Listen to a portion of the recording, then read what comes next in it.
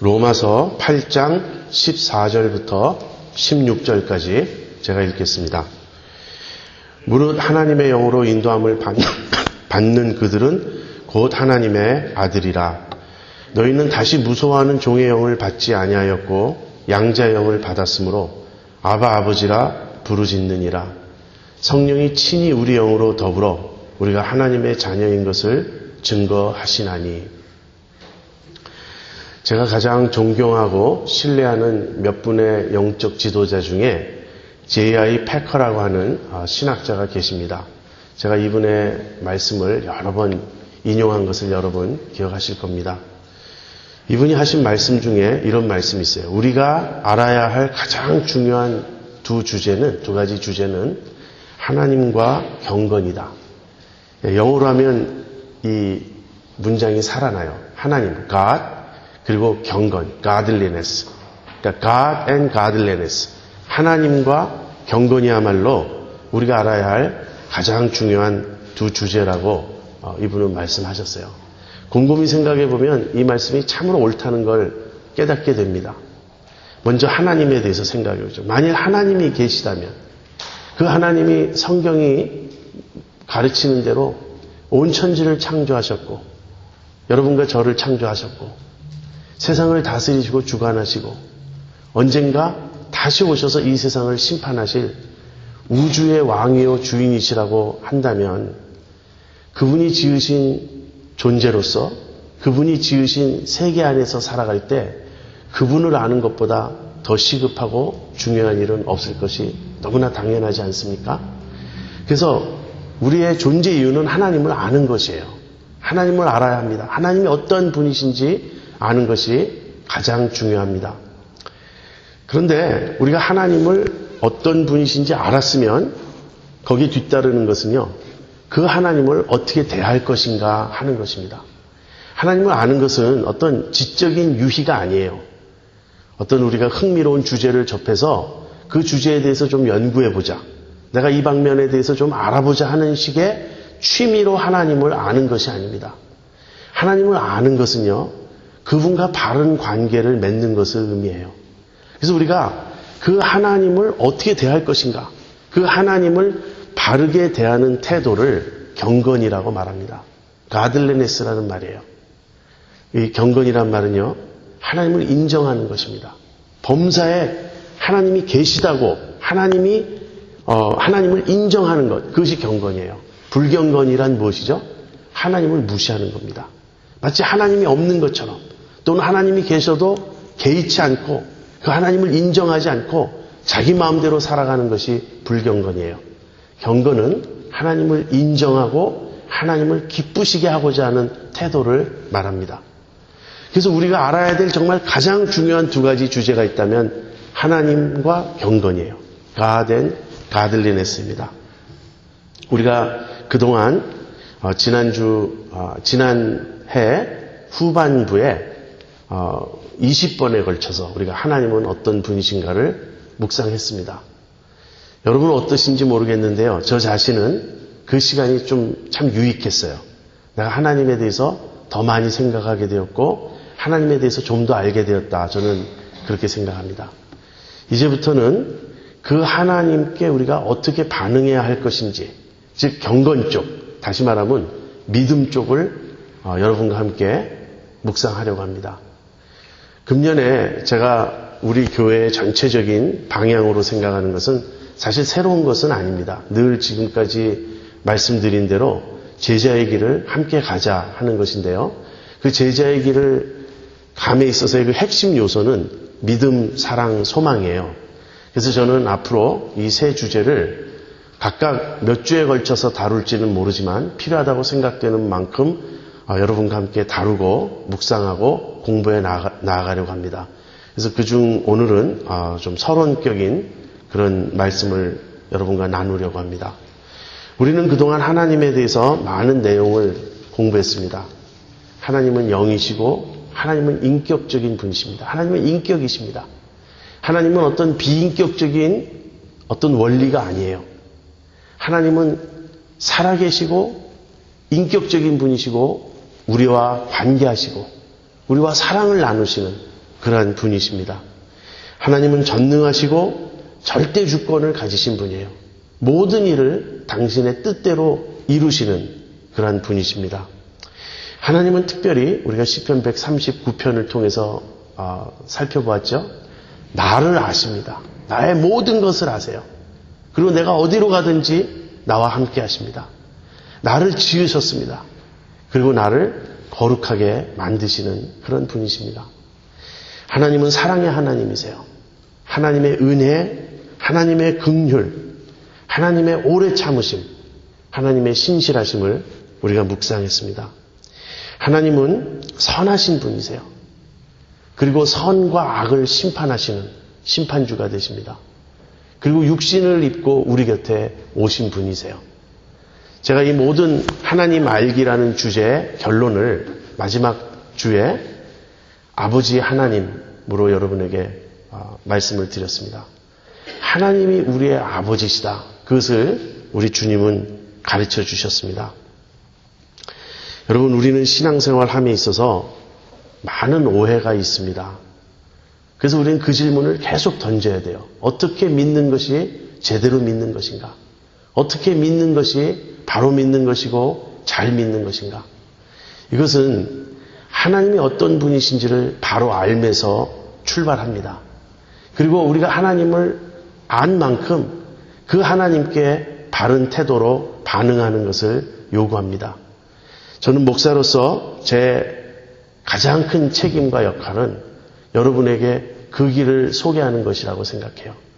여러분에게 하나님이 어떤 분이신지를 제가 가르치고 그 하나님을 믿는 믿음의 길, 제자의 길이 어떤 것인지를 보여주는 것이 저의 1차적인 역할이라고 생각합니다. 오늘 그러한 내용들을 염두에 두고 좀 서론적인 그런 내용을 여러분과 함께 다루려고 합니다. 하나님 우리의 아버지시라고 우리가 이제 배웠는데 이 말이 의미하는 바는 무엇일까요? 하나님이 우리의 아버지시다라는 말이 의미하는 바는 무엇일까요? 여기에 대해서 사람들이 오해하는 바가 있습니다.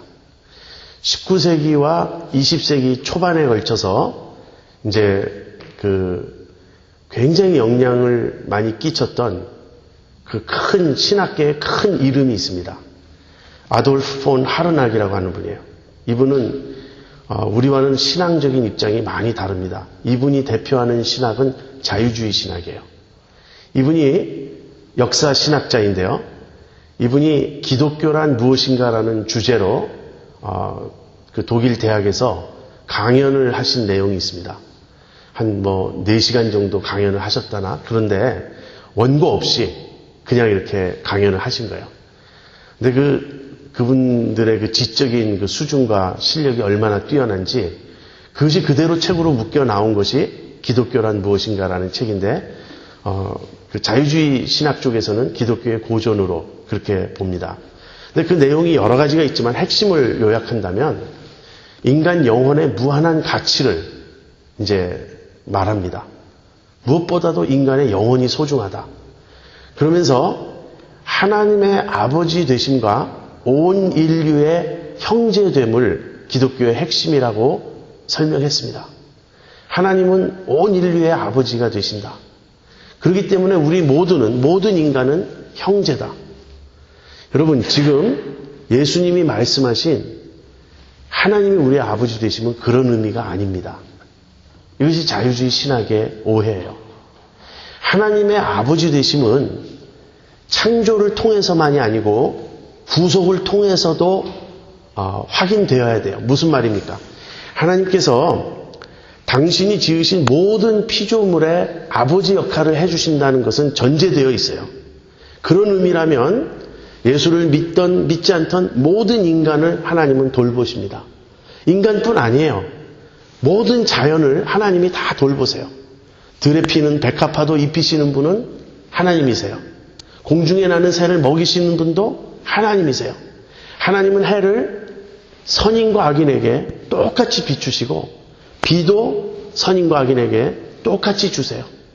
그래서 그러한 의미에서의 하나님의 아버지 되심은 신학적인 용어를 빈다면 일반 은총이라고 말합니다. 지금 예수님이 하늘에 계신 너희 아버지 이렇게 말씀하셨을 때는 그런 의미로 말씀하시는 것이 아니에요.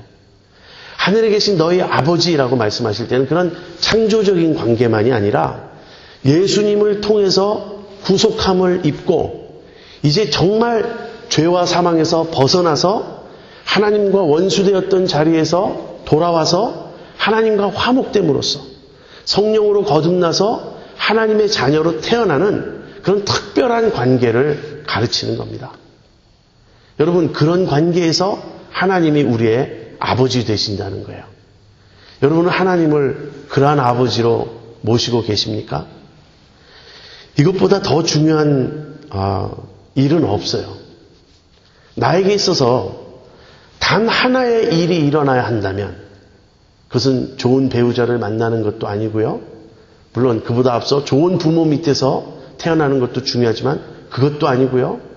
내가 어떤 아주 좋은 대학에 들어가는 것도 아니고 좋은 직장을 얻는 것도 아니고 그 모든 것보다 더 중요한 것은 단 하나입니다. 내가 하나님의 자녀로 태어났는가? 내가 하나님의 자녀가 되었는가? 그래서 우리가 그러한 구원을 받고 구속을 받고 하나님의 자녀가 되어서 하나님과 아버지와 자녀의 관계를 맺을 때 비로소 믿음이 가능해지고요. 비로소 경건이 가능해지는 것입니다.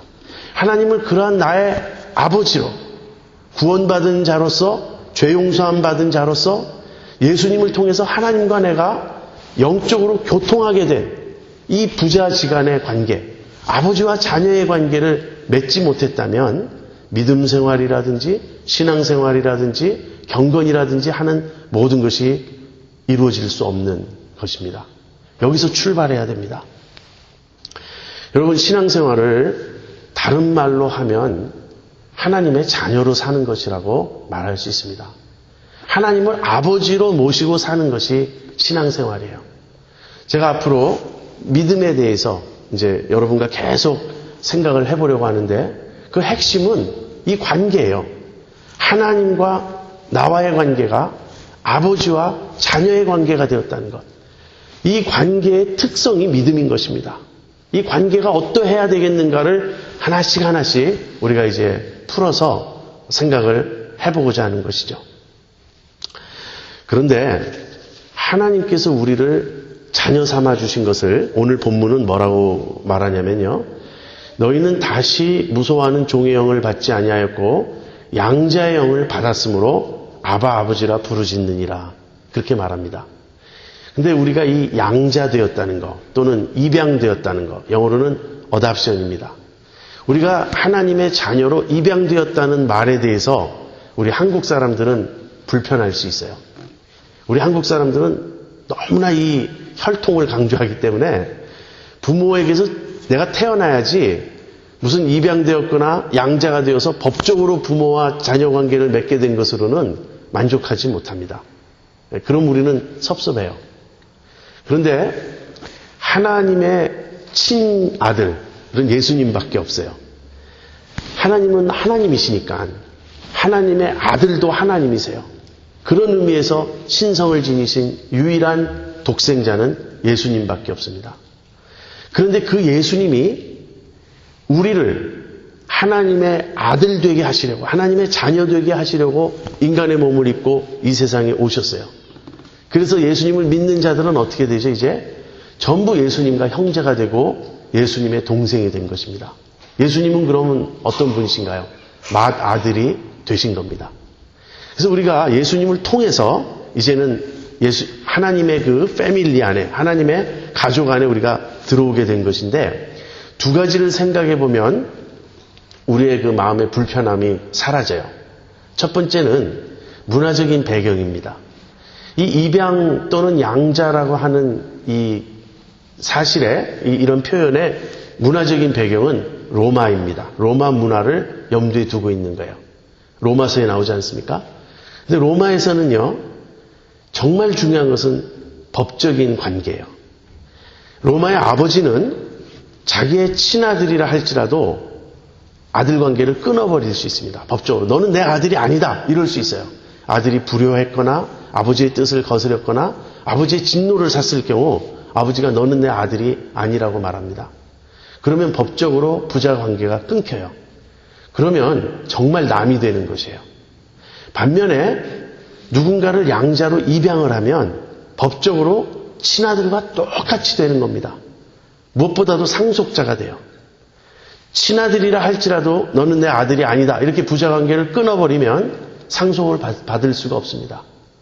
그러나 전혀 혈통 관계가 없어도 아버지가 받아주시고 너는 내 아들이다. 이렇게 법적 관계를 맺게 되면 아버지의 친아들과 모든 동등한 권리를 나누게 됩니다.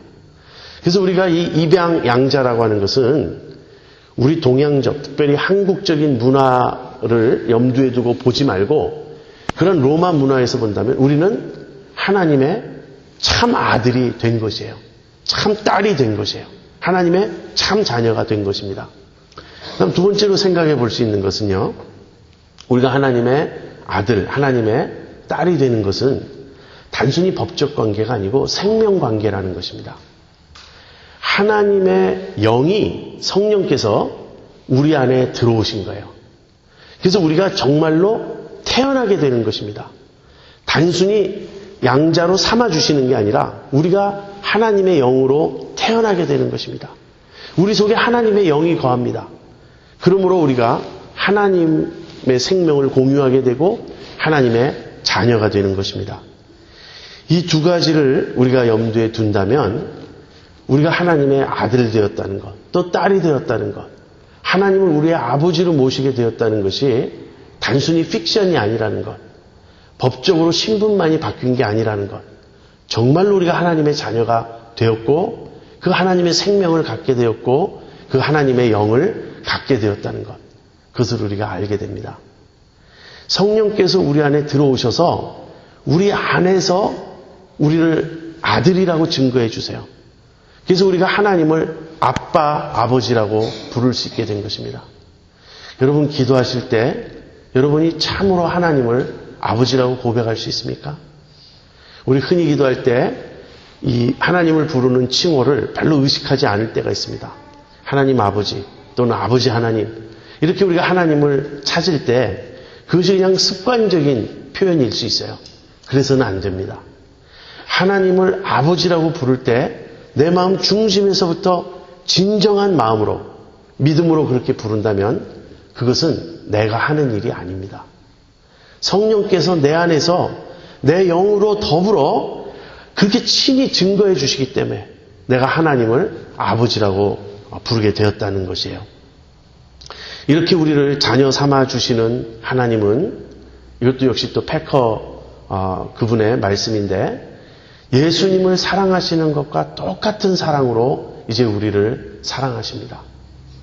하나님은 우리를 사랑하시되 하나님이 예수님을 사랑하시는 것과 똑같이 이제 우리를 사랑하세요. 그것이 우리의 위치가 된 거예요. 그것이 우리의 관계가 된 거예요. 우리가 하나님의 자녀가 되어서 하나님이 당신의 아들 예수 그리스도를 사랑하는 그 사랑과 똑같은 사랑을 우리에게 부어주시는 그러한 관계가 된 것입니다.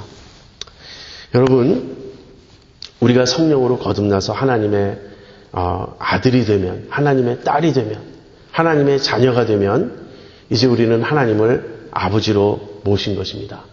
그리고 그 하나님의 영이 우리 안에 거하세요. 본문을 보세요.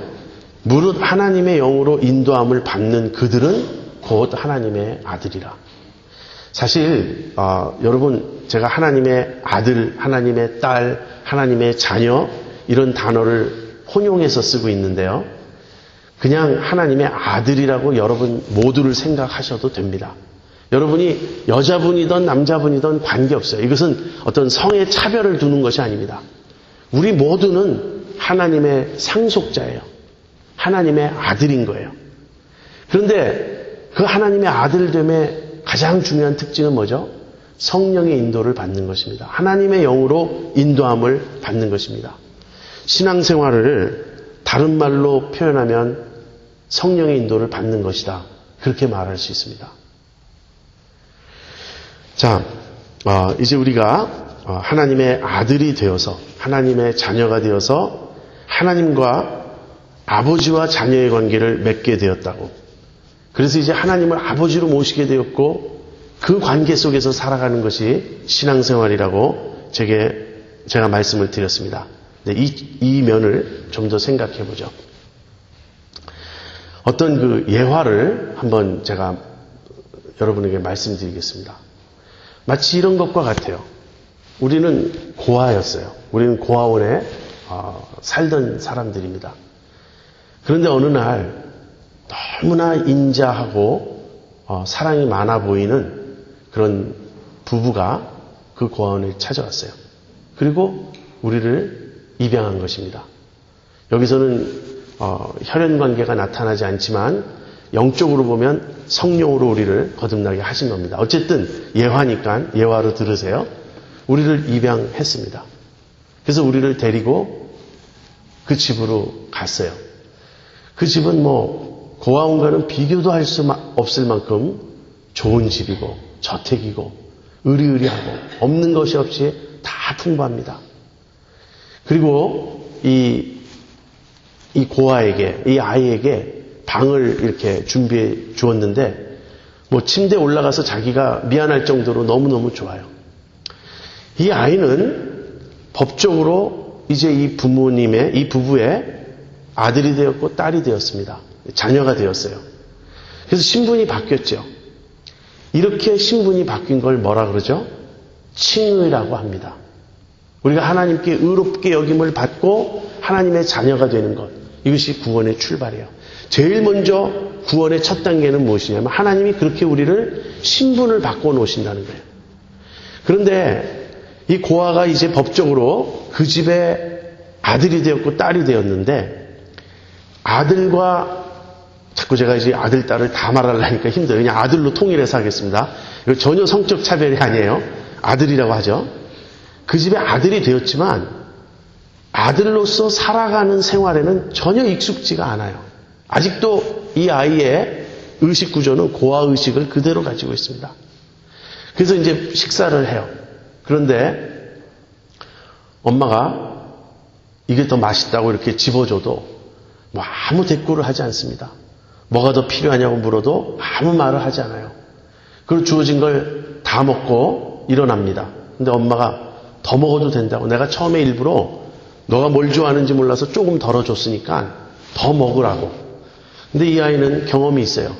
고아원에서 더 달라고 그랬다가 혼난 경험이 있어요. 그래서 무서워서 말을 못합니다. 그냥 아무 말 하지 않아요. 그러니까 이 엄마가 얘가 배가 부른가 보다. 그리고 더 이상 권하지 않습니다. 그런데 어느 날 얘가 굉장히 배가 고파요. 그래서 몰래 밤중에 불 다 꺼져 있는데 불도 켜지 않고 몰래 부엌에 살금살금 내려왔어요. 그 냉장고를 엽니다. 그런데 냉장고에 뭐가 이렇게 가장자리에 걸려 있었는지 여는 순간 떨어져서 와장창 깨졌어요. 이제 큰일 난 것입니다. 이제 난 쫓겨났구나. 난 도로 고아원으로 가야 되나 보다. 그러고 있는데 뭔가 부스럭거리는 소리 때문에 엄마가 내려와서 갑자기 그 부엌에서 그릇 깨지는 소리가 나니까 부엌에 불을 켰습니다. 아이가 이제 파랗게 질렸어요. 근데 엄마가 전혀 야단치는 게 아니라 너였구나. 그러면 어디 다친 데 없니? 왜 불을 켜지 않았니? 그러면서 음식 떨어진 걸 보고 너 배가 고팠니? 그럼 엄마한테 말하지. 엄마가 다 차려줄 텐데. 그리고 야단치는 게 아니라 테이블에 앉으라 그러고 이건 내가 치우니까 걱정하지 마. 너 뭐 데워줄까? 이런 일이 생겼어요. 이 아이에게는 믿어지지 않습니다. 이렇게 겉으로 친절한 척 하다가 어느 날 돌변해서 나를 잡아먹으려고 할 거다. 의심이 있어요. 또 밖에서 놀다가 바지가 구멍 났어요. 넘어져서. 그럼 엄마한테 못까지 가요. 침대 밑에다 구겨 넣습니다.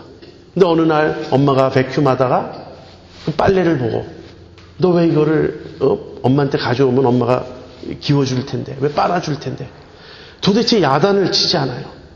얼마나 사랑스러운지 사랑하는지 이 아이가 그거를 배우는데 너무나 오랜 시간이 걸려요. 그러니까 조금씩 얼어있는 그 마음이 풀어지기 시작합니다. 이분들은 내가 지금까지 만난 어떤 어른들하고 다르다. 이분들은 정말 나를 사랑하나 보다. 아이의 마음이 녹아지기 시작합니다. 응석을 부릴 줄 알게 돼요. 그리고 엄마 아빠한테 요구하는 법을 배우게 됩니다. 엄마 나 이거 더 먹고 싶어요. 엄마 이것 좀 만들어주세요. 엄마 빨래 좀 해주세요. 그런데 그런 요구를 할 때 엄마 아빠가 싫어하는 게 아니라 너무너무 기뻐하는 거예요. 그래서 뭐든지 말하라고. 물론 이 아이가 이제 나쁜 걸 요구할 때는 예를 들어서 뭐 나 칼 사주세요. 뭐 재크나이프 사주세요. 뭐 그러면 그런 건 안 주겠죠. 여러분 여기 기도의 교훈이 그대로 있지 않습니까? 하나님은 우리가 무엇을 구하는 것을 기뻐하세요. 부모가 아이들이 부모를 의지하고 신뢰하고 뭔가 기대가 있어서 요구할 때 부모의 마음이 기쁜 것과 같습니다. 자, 이것이 성화입니다. 이 고아가 아들로서의 자기의 신분이 단순히 픽션이 아니라는 것, 진짜라는 걸 깨달아가고 조금씩 더 아들다워져가는 과정이 신앙의 성장이고 성화인 것입니다. 아들의 신분은 그건 입양되는 그 순간부터 완전한 거예요. 조금 아들이었다가 신앙이 성장하면 더 아들 되는 게 아닙니다. 여러분과 제가 하나님을 믿고 예수님을 영접한 그 순간부터 우리는 마지막 날 심판대 앞에서 주님이 우리를 의롭다고 칭해줄 그 칭의를, 그 의롭게 여겨주시는 그것을 지금 동시에 받았어요. 이 칭의는 바뀌는 것이 아닙니다. 이 칭의는 성장하고 변화되고 뭐 커지고 그러는 것이 아니에요. 신분의 변화인데, 관계인데. 그래서 이 고아가 이 집에 입양된 그 순간부터 얘는 아들인 거예요. 얘는 딸인 거예요. 그런데 이 아이가 이 집의 아들다워지는 데는 시간이 많이 걸린다는 거예요. 점점 그 사랑 속에서 긴장을 풀고 겁도 없어지고 이제 마음껏 이 아이가 자랍니다. 여러분, 사랑을 받아보지 못한 사람은 사랑스럽지가 않아요. 계속 구박만 받고 미움만 받고 야단만 맞으면 그 아이의 마음이 삐뚤어지고 반항심이 생기고 사랑스럽지가 않습니다. 그래서 이 아이가 처음에 그 집에 입양되어 왔을 때 못된 짓도 많이 하는 거예요. 부모를 시험해 보기도 합니다. 일부러 물을 엎지르고 어떻게 반응하나 보기도 하고 그럽니다. 근데 이제 점점 이제 익숙해져 가는 겁니다. 그런데 부모님이 그렇게 사랑을 많이 베풀어 주심과 동시에 징계도 하죠. 야단도 하죠. 이 아이가 자꾸 거짓말하면 따끔하게 혼을 냅니다. 절대 거짓말은 안 된다. 너 엄마 아빠 앞에서 다른 잘못은 다 해도 되는데 거짓말하면 안 된다. 또 훔치는 것도 안 된다. 가게에 가서 엄마 따라 슈퍼마켓에 가서 자기가 뭐 먹고 싶다고 초콜릿 몰래 하나 집어넣으면 혼납니다. 미워서입니까? 아니죠. 너는 어떤 아이인데, 네가 어떤 아이인데 너가 거짓말을 하고 훔치고 너는 더 이상 그런 삶을 살아서는 안 돼. 그러니까 야단도 치고 가르치기도 하죠. 이 아이가 피아노에 재능이 있어요. 그러니까 부모님이 피아노 레슨을 시킵니다. 근데 뭐 아이들 다 그렇잖아요. 얼마나 피아노 치기 싫어합니까? 그래도 시킵니다. 그러면 어느 수준에 가면 자기가 피아노를 인조하게 되고 피아노를 잘 칠 수 있게 해준 부모님에게 감사하게 됩니다. 이렇게 부모의 사랑 속에 아이가 변해가고 자라가는 것, 이것이 신앙의 성장이고 이것이 성화고 이것이 믿음이에요. 우리가 이걸 배워야 한다는 거예요. 여러분, 우리는 다 하나님의 자녀인데도 많은 경우 우리는 고아의식에 사로잡혀 있습니다. 여러분, 정말 여러분의 앞날을 하나님이 완전히 책임져 주신다고 믿습니까? 불안하십니까? 내가 뭘 챙겨놓지 않으면, 내가 은행에 어느 정도 밸런스가 있지 않으면, 내가 집이라도 한 칸 내 소유로 갖고 있지 않으면, 그럼 내가 불안합니까? 왜 불안하죠? 여러분이 금식기도 자주 하고 새벽기도 하고 뭔가 그렇게 많이 해야 하나님이 여러분의 기도를 들어주실 거라고 생각하십니까? 여러분이 조금만 게을러지면 하나님께서 벌 주신다고 생각하십니까? 자녀에겐 벌이 없어요. 하나님이 징계는 하시지만 퍼니시먼트, 저지먼트는 안 하십니다. 본문에 의하면 너희는 다시 무서워하는 종의 영을 받지 아니하였고 양자의 영을 받았으므로 이렇게 말합니다. 우리가 아직도 종의 영을 가지고 있는 것 같아요. 많은 그리스도인들이 양자의 영을 가진 줄 모르고 종의 영을 가진 것처럼 살아갑니다. 종의 영을 가진 사람들의 특징은 뭐냐면 율법주의인 거예요. 내가 무엇을 해야 하나님이 기뻐하시고 그래야 하나님의 사랑을 따낼 수 있다고 그렇게 생각하는 겁니다. 신앙생활은 정말 간단해요. 어떻게 보면. 바로 그걸 예수님이 가르쳐 주신 것이에요. 너희가 하나님의 아들이라고. 하나님이 너희의 아버지시라고. 그러니 구하라고. 담대히 구하고 하나님께 간구하라고. 그러면 주실 것이라고. 그리고 너희가 하나님의 아들이기 때문에 원수도 사랑해야 한다고. 왜? 우리 하나님 원수도 사랑하는 그런 분이시니까. 자, 요 그림을 조금만 더 설명을 해보죠. 그런데요, 이 집에 나 말고 또 입양되어 오는 사람이 있는 거예요. 이 부모님은 집도 너무나 크고 너무나 부자여서 아이들을 얼마든지 입양할 수 있는 분이에요.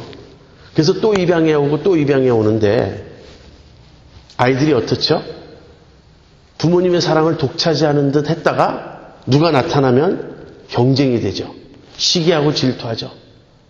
그런데 부모님의 사랑이 무한하고 부모님이 가지신 자원이 무한하다면 경쟁할 필요가 없어요. 만약에 부모님이 가지신 것이 제한되어 있다면 마치 인간 부모처럼 편애도 하고 모두를 동등하게 똑같이 사랑할 수 없고 부모가 가진 그런 재물이 부족해서 큰아들에게는 모든 걸 다 해주지만 둘째는 항상 물려받아야 되고 셋째도 물려받아야 되고 그런 집에서는 경쟁할 수밖에 없었어요. 없어요. 원래 형제 많은 집 사람들이 식사 속도가 빠르지 않습니까? 급히 먹지 않으면 고기 한 점이라도 뺏기는 거예요. 그런데 부페예요. 이 집은 얼마든지 더 있어요. 그럼 다툴 필요가 없는 거예요. 부모님은 절대 편애하지 않으십니다. 오히려 이 부모님은 못난 자식에게 더 친절하고 더 관심을 보이는 그런 분이세요. 그러면서 부모님이 자식들에게 요구하는 건 한 가지예요. 야, 너희 제발 서로 사랑해라. 우애해라. 너희는 나에게 다 소중한 자식들이다. 그래서 믿음, 사랑, 소망이잖아요. 믿음이 하나님을 아버지로 인정하게 되는 것이라면 사랑은 바로 그 형제를 나누는 거예요. 그런데 그 집에 먼저 온 형이나 누나가 있다면 그 부모의 사랑을 먼저 깨달았고 먼저 많이 받았고 그래서 먼저 더 많이 변화되어 있다면 새로 입양되어 온 아이에 대해서 너그러울 것입니다. 아직 얘가 고아의식을 못 벗어나서 그래. 얘가 아직 익숙지가 않아서 그래. 그래서 더 참아주고 자꾸 부모님에 대해서 가르쳐줍니다. 너 우리 엄마 아빠는 그런 분이 아니야. 네가 염려하지 않아도 돼. 여러분 교회에서 왜 경쟁하죠? 교회에서 왜 자꾸 갈등하고 서로 부딪히죠? 성숙하지 않아서 그래요. 성숙한 사람은 하나님의 사랑을 아니까 받아줄 수 있습니다. 그런데 우리 역시 똑같이 믿음이 없고 불안해하고 그래서 서로 충돌하는 거예요. 지금 우리가 고아원에서 갓 입양되어 온 사람들입니까? 아직도 하나님을 경험하지 못했습니까? 불안합니까? 그럼 우린 싸울 수 있을까요? 고아원에서는 늘 싸웠으니까. 빵 한 조각이라도 더 갖기 위해서 막 부딪혔으니까. 참고로 제가 현대 고아원을 염두에 둔 것이 아니고요. 요즘 좋은 고아원 많으니까 올리버 트위스트가 나오는 그 옛날 고아원 말하는 겁니다. 그것이 사랑입니다. 그래서 제가 믿음에 대해서 먼저 설명할 때는 하나님 아버지와 내가 맺어야 될 관계를 제가 설명할 거예요. 그 다음에는 우리가 다 이제 형제, 자매가 되어서 하나님의 가족의 일원이 되어서 어떻게 우리가 형제를 나누어야 되는지 그걸 말할 겁니다. 그게 이제 사랑이에요. 지체들 간의 사랑. 제가 어제 몇몇 분들, 옛날에 같은 교회에 계시던 분들을 만나서 이야기했습니다. 얘기 중에 이제 제가 그런 얘기를 하게 되었어요. 정말 좋은 교회 또는 교회다운 교회가 되기 위해서는 뭐가 필요한가? 목회자가 말씀을 잘 가르치는 것은 대단히 중요합니다. 그러니까 그것으로 교회가 전부 되는 건 아니에요. 서로 사랑하느냐가 참 중요합니다. 여러분 우리 교회에 제가 금년에 목표가 있다면 그거예요. 정말 서로 사랑하는 교회. 하나님의 사랑을 체험했다면 다른 사람 사랑하지 않을 수가 없어요. 여러분은 우리 교회가 작다 이렇게 생각하실지 모르지만 이 위에 올라와서 보면 사실 꽤 많습니다.